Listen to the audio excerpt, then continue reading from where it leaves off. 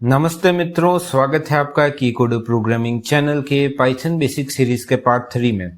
इससे पिछले वीडियो में आपने न्यूमेरिकल डेटा और उस पर एरिथमेटिक ऑपरेशंस देखे like plus, minus, multiplication, division, exponent, mode जो डिवीजन में रिमाइंडर देता है और फ्लोर डिवीजन जो क्वोशिएंट रिटर्न करता है।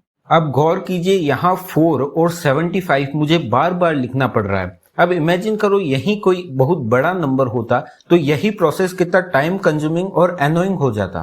तो यहाँ अपन डेटा को किसी नेम से मेमोरी में स्टोर कर दें जिसे वेरिएबल बोलते हैं और फिर उसी वेरिएबल को अपने यूज के हिसाब से बार बार एक्सेस कर सकते हैं। तो शुरू करते हैं आज का वीडियो इसी टॉपिक के साथ।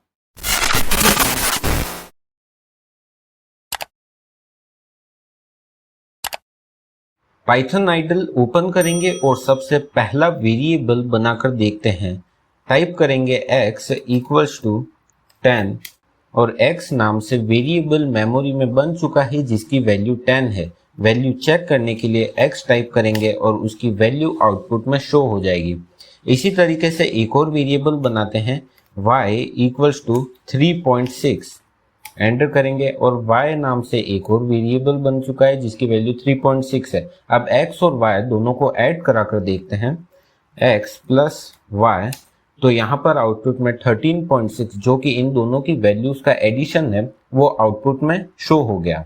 अब नेक्स्ट देखते हैं कि किसी वेरिएबल की वैल्यू चेंज कैसे करते हैं। लाइक यहाँ x की वैल्यू 10 है जिसे चेंज कर कर मुझे 7 करनी है। तो उसके लिए सेम ही मेथड है, x इक्वल्स टू 7 टाइप करेंगे और x की वैल्यू जो है वो 7 चेंज हो गई है। तो ये था पाइथन में वेरिएबल्स का एक बेसिक इंट्रोडक्शन। अब पाइथन में वेरिएबल्स को बनाने के कुछ रूल्स होते हैं जिन्हें फॉलो नहीं करा जाए तो एरर आ जाती है। तो डिस्कस करते हैं सबसे पहला रूल कि आप सिर्फ लेटर्स, नंबर्स और अंडरस्कोर को ही वेरिएबल नेम में यूज कर सकते हैं और कुछ भी नहीं। सेकंड, नंबर्स को वेरिएबल के स्टार्टिंग में नहीं लगा सकते, वो मिडिल या लास्ट में हो सकते हैं। वहीं अंडरस्कोर को स्टार्टिंग में भी लगा सकते हैं। Next rule is variable name में स्पेस यूज नहीं कर सकते। अगर जरूरत ही है तो उसकी जगह अंडरस्कोर यूज कर सकते हैं। थर्ड एंड इम्पोर्टेंट रूल की कीवर्ड को एज अ वेरिएबल यूज नहीं कर सकते। अभी आप कीवर्ड को नहीं जानते इसलिए उसे एज अ फैक्ट याद रखें। जब कीवर्ड पढ़ लेंगे तब आप समझ जाएंगे। The last and most important rule, Python is case sensitive language, जिसका मतलब है कि पाइथन अपर और लोअर केस लेटर्स को टोटली डिफरेंट ट्रीट करता है। एग्जाम्पल, यहाँ छोटा a वेरिएबल और बड़ा a वेरिएबल टोटली डिफरेंट दो अलग अलग वेरिएबल होंगे। सिमिलरली ये मार्क्स और ये मार्क्स भी टोटली डिफरेंट लेटर्स होंगे अकॉर्डिंग टू पाइथन, जिनकी वैल्यूज भी अलग अलग होंगी। तो यह थे पाइथन में वेरिएबल्स बनाने के मेजर रूल्स।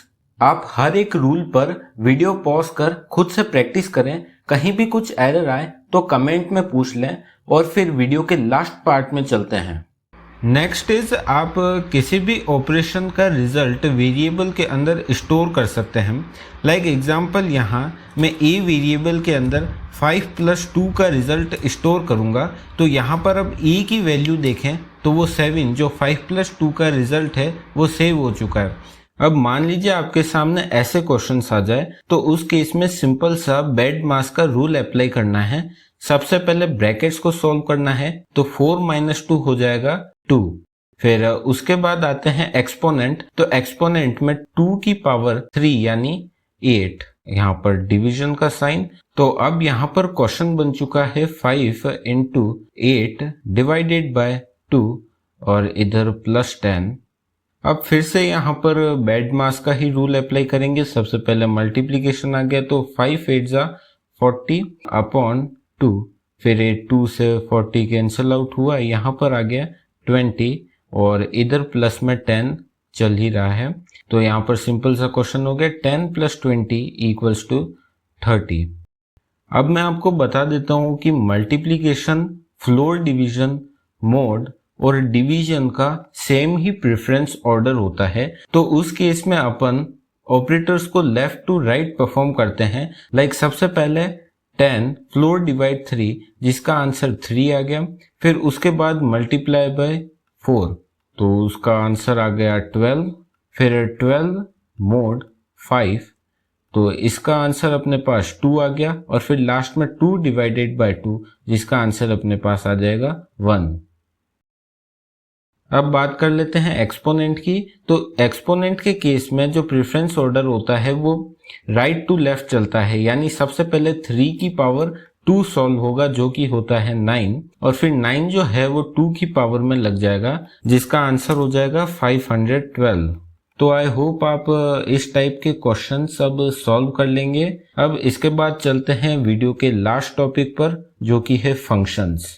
फंक्शन कोड में एक हेल्पर की तरह होते हैं जो कोई स्पेसिफिक टास्क परफॉर्म करते हैं। जैसे कैलकुलेटर कैलकुलेशन करता है, पंखा हवा देता है, वैसे ही पाइथन में भी कुछ रेडीमेड हेल्पर्स होते हैं जिन्हें फंक्शंस बोलते हैं। पाइथन में फंक्शन का नाम लिखते हैं, फिर उसके बाद राउंड ब्रैकेट्स लगाते हैं। एग्जाम्पल पार्ट 2 में आपने कॉम्प्लेक्स फंक्शन का यूज करा था जो कि एक कॉम्प्लेक्स नंबर बनाकर देता था। सिमिलरली आज हम एक नया फंक्शन सीखेंगे जो कि है प्रिंट फंक्शन। प्रिंट पाइथन का एक बिल्ट इन फंक्शन है। इसका काम है स्क्रीन पर कुछ भी रिजल्ट का आउटपुट दिखाना। एग्जाम्पल के लिए मैंने यहाँ पर 4 + 3 लिखा जिसका आउटपुट 7 है। सिमिलरली अगर मैं यहाँ पर प्रिंट फंक्शन लगाकर इसके अंदर 4 + 3 लिखूं और फिर एंटर करूं तो भी 7 आउटपुट में शो होगा।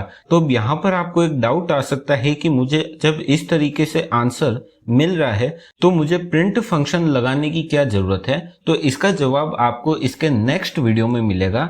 और अब आप आदत डाल लें कि किसी भी एक्सप्रेशन का आउटपुट शो करने के लिए आप प्रिंट फंक्शन का ही यूज करें।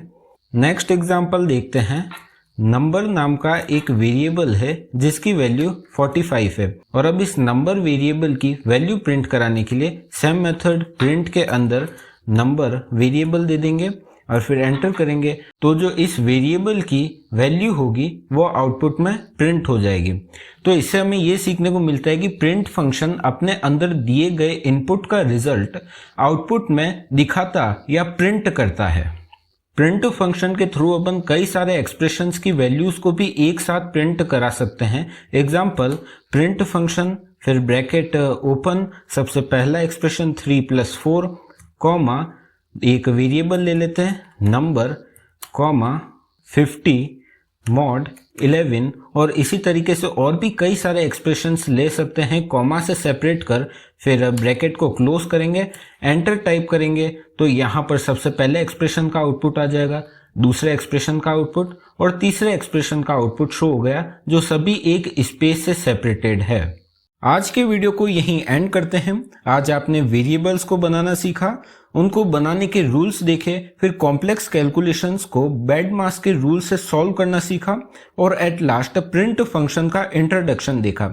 इसका नेक्स्ट पार्ट काफी इंटरेस्टिंग होने वाला है और अब मैथमेटिक्स वाला पार्ट भी काफी कम हो जाएगा। तो चैनल को सब्सक्राइब कर ले ताकि आने वाले वीडियोस आपसे मिस ना हो। अगर वीडियो पसंद आया हो तो उसे लाइक करें, कोई डाउट हो तो कमेंट में पूछ लें। जल्द ही मिलते हैं इसके नेक्स्ट पार्ट में।